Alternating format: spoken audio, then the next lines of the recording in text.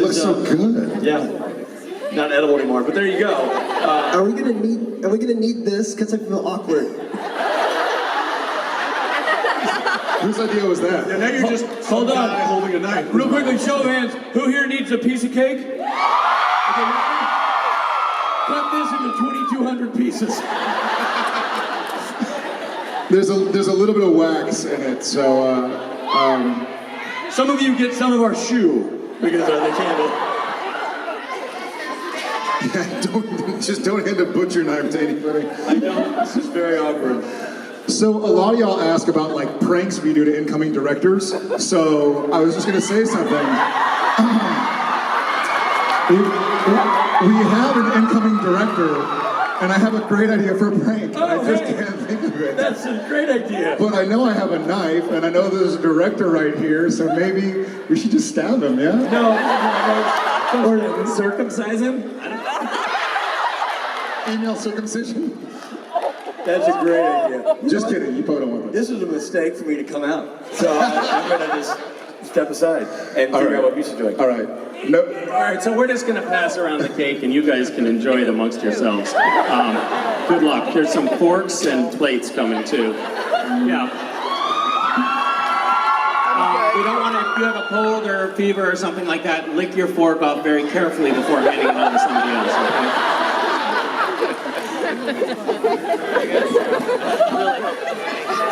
This is a bad idea that I had nothing to do with. Good luck. Bye guys and happy birthday. Happy birthday, everybody. Woo! I'll take this. Thank you. Yeah, take that. You're gonna need that next week. Love you back. Now that we've had some... what was that again? I love you in Spanish. Oh, I love you in Spanish too. All right. Damn. Boom. For those of you who heard it earlier,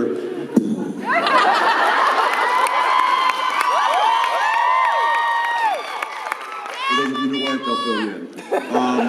Let's get to some questions. Let's do it. All right.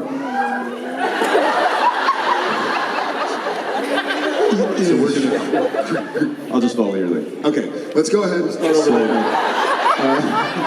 We'll start right here. Hi, Hi. my name is Abby. Sorry, I'm nervous. He gets nervous all the time. It's all right.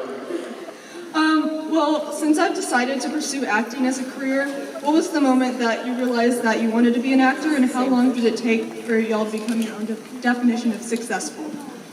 Oh, wow. So we have a fellow actress in the house. And yeah, curious about how long we consider ourselves actors. I acted as a kid, I guess. I mean, in school. I never did stuff for the community or professionally until I was out of high school. But successful's tough. So successful to me didn't mean monetarily successful. It meant I do acting because I like to tell stories. So as soon as I felt like I understood my craft well enough to tell a story properly as another character, I guess that means I thought I was successful. And probably with Supernatural, I felt really able to tell a story of a character. So thanks, guys. Yeah, I would probably, I'd probably agree. I'd say Supernatural was the first time that I felt like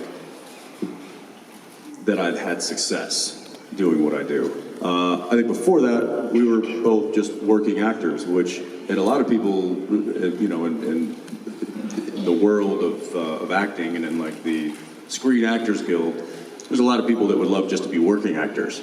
So that's one step that's tough to get to. When you get to that, then it's an even other step to actually, I think, be successful. And so I agree with him on that. I think Supernatural was probably the first time. But before that, it was, you know, it was still part of the grind. It was busy. We were busy. We were practicing our craft and learning and this and that.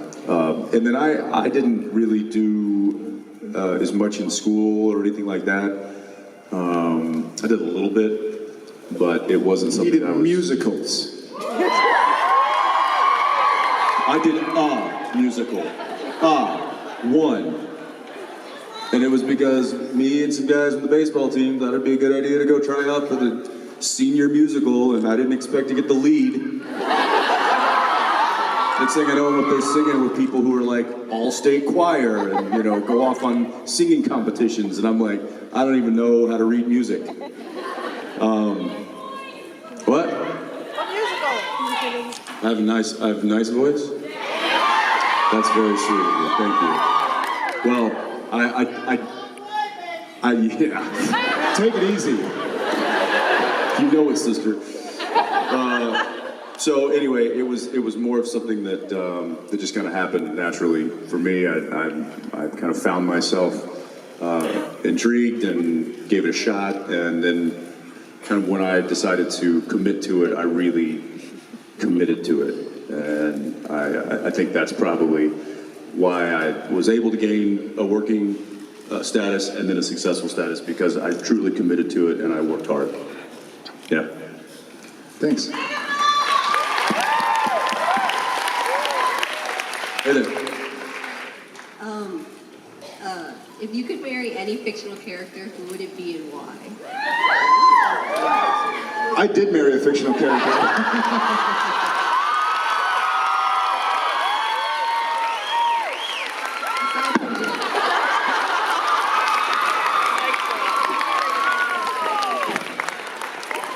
But I also killed her. So it's an interesting relationship, needless to say. Yeah, so I guess I already have my answer. Jensen. Dang it. I guess I did marry a fictional character. I don't know. There's a lot of fictional characters out there. Ariel. What's that? My name's Ariel. That's why I said that. If you Are you fictional? She's like, I am now.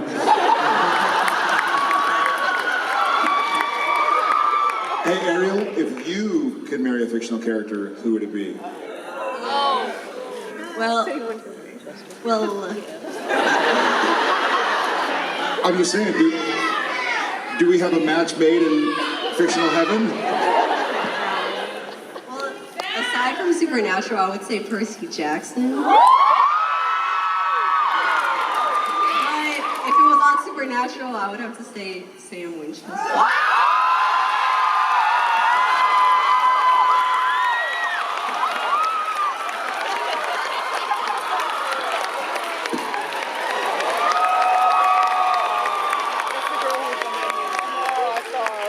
All right, looks like it's Princess Jasmine for me. Oh yeah, no, you're dead to me, Ariel. Khaleesi? Oh yeah, that's all I want to be doing. Hey, did you feed the dragons today? No, and I'm not going to. Thank you very much. Thanks, Ariel. I still love you. Hi. I'm Amber. Congratulations on 10 seasons and the filming of the 11th. We've heard little rumors of a car wash scene coming in season 1.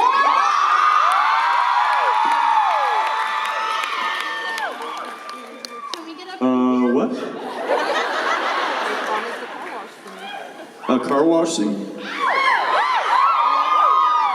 Like with like soap suds and stuff? Soap suds and like short shorts? No. Maybe.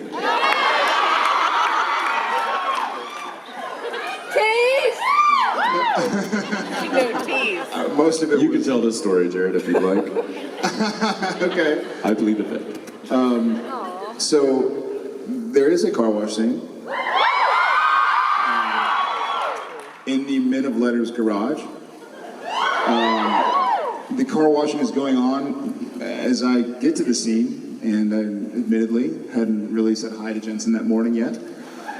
So seeing him in his outfit, if you could call it that, it wasn't a lot of...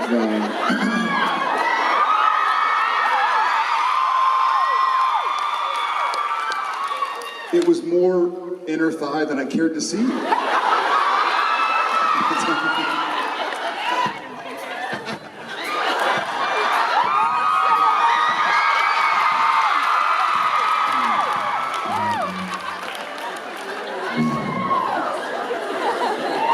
Yes. Yeah. So you'll have to promise to watch up to at least episode 4 of this season. Y'all promise? Thank you very much. Thank you. Love the shirt. I will say that there might be a little added footage on the gag reel once that comes out. Of said car wash scene. Hi there. Hi, I wanted to ask, what's your favorite or most interesting thing in your house and how did it get there? Ooh, that's cool. Favorite or most interesting thing in the house? I have a few kind of keepsakes I've kept along the way. The kids. The kids? They're not currently in the house. And how did they get out, actually? In the house. There's probably a great answer to that question. I mean, I can think of several off the bat right now, but That's in the backyard. So, one that comes to mind. I have a guitar that was my father's guitar in college, and it's from Sears and Roebuck, and it is a wide neck nylon string guitar. And it is the guitar that he gave me when I left at 18 years old to move to California and said, here, maybe this will keep you company. And it has kept me company for almost 20 years now, so.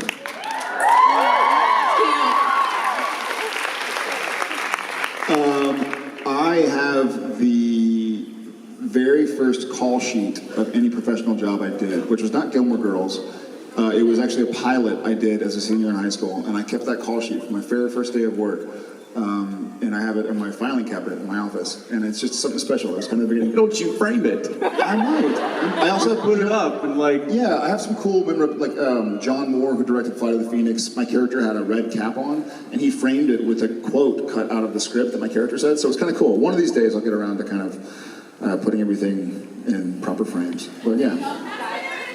No, Young MacGyver's later. It was Silent Witness, which became Crossing Jordan.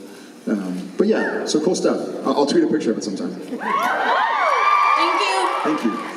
Oh, and I guess it got there because I put it there, right? There was a second part of the question. It got there because I kept it. I didn't throw it away. Hi. Hello, boys. Hello, hello. Crowley? My name's Courtney, and my question is, it's obvious that you're passionate about what you're doing with Supernatural and with Always Keep Fighting. What I wanted to know is if you had another career path that you would have chosen, what would it have been and why? Yeah, sure, I'll take this one. I don't know. There were some ideas of what I thought I wanted to do with my life when before I took the leap out to California. However, as many of you probably know, those ideas change as you maybe go to school or as different things in life happen and different paths present themselves. And so to answer your question, what would I have been? I don't know. I like to think that I would have had something to do with helping people in some way. I like to do that. So whether it's being in a position where I can influence people to help people, like I feel like we get to be sometimes, or whether it's actually being in a medical profession or a therapeutic profession, something like that. I don't know. I find that that's highly rewarding to the soul to help people. Yeah. Yeah. And I guess I'm similar but different. So when I was enrolled to go to UT Austin, I was going to be an engineer. Welcome. I was going to be an engineer, but that was more out of the practical side of my mind. I think literally, I was a senior in high school or something. I was good at math, and the San Antonio Express News came out with procrastination.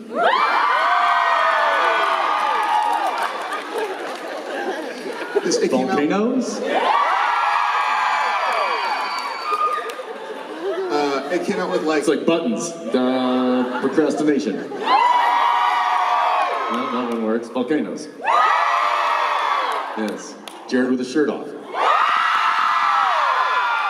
Yeah, that one's stuck. Jensen in short shorts.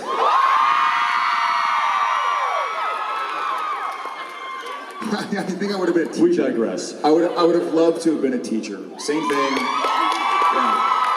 I like helping people. I like telling stories, and we tell stories in a very literal way right now as other characters. But I think you can tell stories as a teacher and help. And when done properly, you help people. I was helped by a lot of teachers, my mother included. But I would have liked to have been that kind of role in people's lives. Thank you. Love the shirt. Hey guys, my question is, well, I'm actually a PE teacher in junior high, so... Where's the outfit? I don't see a whistle. You know that the whistle makes you their god. That's why I do it, for the whistle. That's why I do it. Yes. So, I don't understand the fascination with dodgeball, you know, boys throwing big red plastic balls at each other's heads. But my question is, if you had dodgeball teams, you can't be on the same team, who would you have on your team, and whose team would win? Well, my team would win because I would get like LeBron James, Usain Bolt. That's a terrible idea. Not- You would be the biggest targets on the planet. Look, there's Jared, LeBron, and Usain Bolt. Okay, fine. I would get Osric and Yes. Yes, I would have the Shaolin monks. You're like, oh, I'd take the entire offensive line of the Dallas Cowboys. Genius. It'd be a new game called Hit Ball. Get hit by ball. It's a new twist on it. Yeah, I think small and fast is probably going to benefit you the best. Yeah. Or the most. Thank you guys. Thank you. Hi. First I want to say I hope you like your pillow. Say it again? Sorry, my voice. I hope you like your pillow. Oh, yes. The one that was made with love. Workings of my finger. And lots of prickings of the finger. She made a pillow for us by hand. Very nice of her. Good. No tax returns. I was just wondering about the guest stars and co-stars you've had, if you keep in touch with them all, and if you support them all. Co-stars? Yeah. You know, it's I heard a quote one time about like the difference between are you friends with somebody or are you friendly with somebody? I greatly enjoy a lot of my co-stars that no longer work with me and that still work with me. But I mean, I am hard pressed to spend enough time with my family and my kids and my job, and so I don't get to spend as much time with people I enjoy as much as I would like to. That having been said, I still am very friendly with people when I see ex co-stars. We had a Gilmore Girls reunion this summer.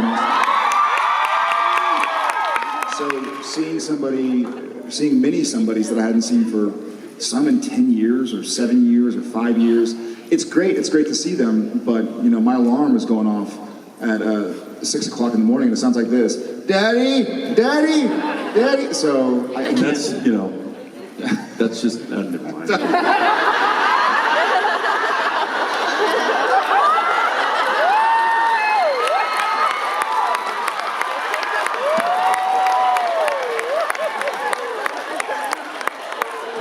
That's why we don't have nice things, Jensen. That's why we don't have nice things. So yes, very friendly with I co-stars. just walked backstage and my two nephews were sitting back there like, I don't get it. I wish I could see them more. Yeah. I would say one of the many things that we love about coming to see you guys at conventions and stuff is that we get to be around people that we love to be around, the band and the guys that were out here, and we get to see them because otherwise we wouldn't normally get to see them, and so this has become a very tight group of people, and that's a rarity, I think, in show business. to have relationships and friendships last as long as they have with this show. And again, it's all due to you guys giving us